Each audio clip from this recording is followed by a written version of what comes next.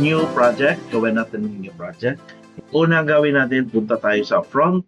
Dito sa isang background image, dito natin ilagay yung mga design natin. Dito tayo sa bandang dulo ng designer natin. Itens, lagyan natin na full name. Tapos lagyan na instruction, last name, comma, first name. Ito sa placeholder, ito yung makikita sa mga most input fields. Dito naman sa default value, kung anong nilagay mo sa default value, lalabas yan pag open ng form. So, the picture is image. Okay? Tapos, click mo tong AI background plus outfit plus. Meaning to say, pag naglagay sila ng picture or yung staff natin, automatically na i-convert ni AI lahat yung picture, pati na yung change background, change outfit, at mayroong mga retouching controls doon. LRN. O learner's number ng student. So, ilagay natin dito, naka-text pa din.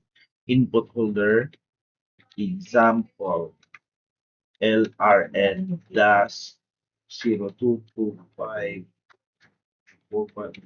halimbawa, ganun.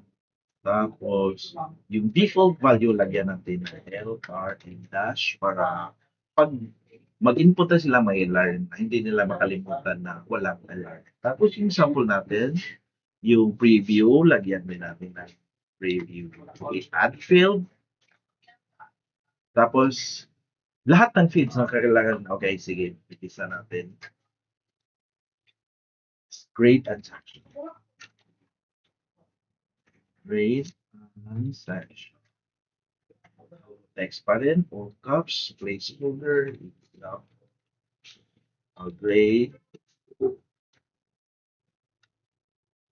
grade 11 Aguinaldo.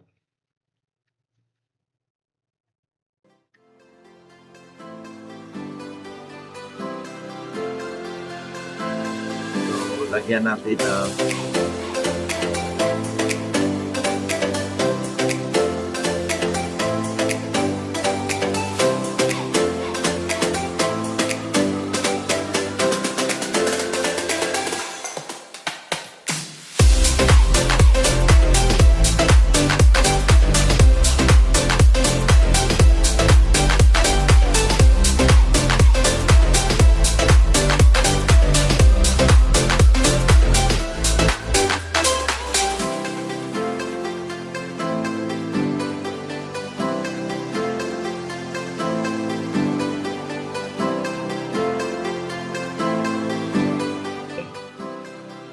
add field, signature.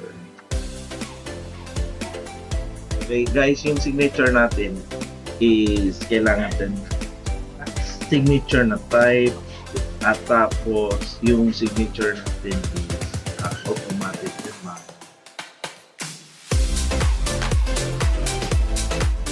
Now dahil tapos na nating nalagay yung lahat ng mga fields, ito na tayo, mag-layout na tayo ng fields natin ilagay natin sa design. Okay, let's start with last name. So, yung last name natin, makikita mo, nandito na yung sample value. Ganito kadali pag maglagay tayo ng sample value.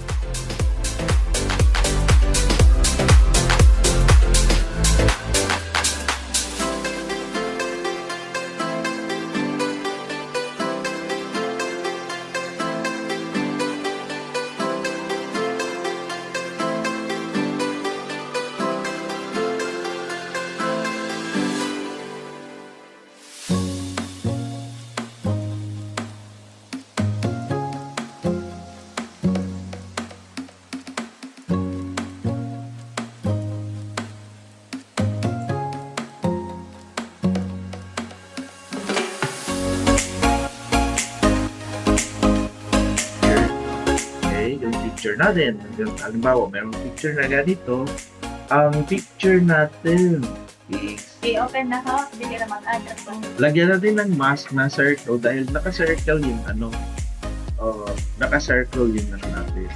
So, mangyari, ganito yan. So, lagay natin. So, kaya, ganito yung sinabi kong mas maganda yung meron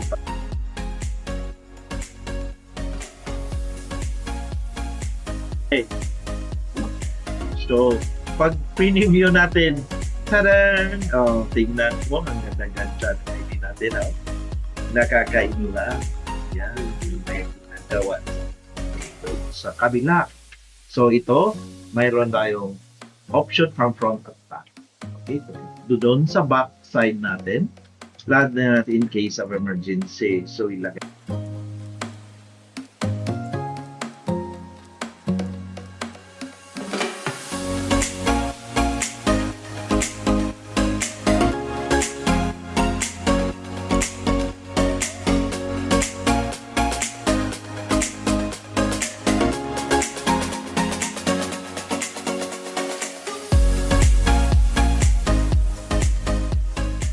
Dito sa preview sheet, magkikita yun. Tapos yung ID natin. Save back preview para makita. Yeah, yun lang gadali. Yun lang gadali ang paggawa ng pag-integrate ng form fields doon sa Sharp design na ginawa mo sa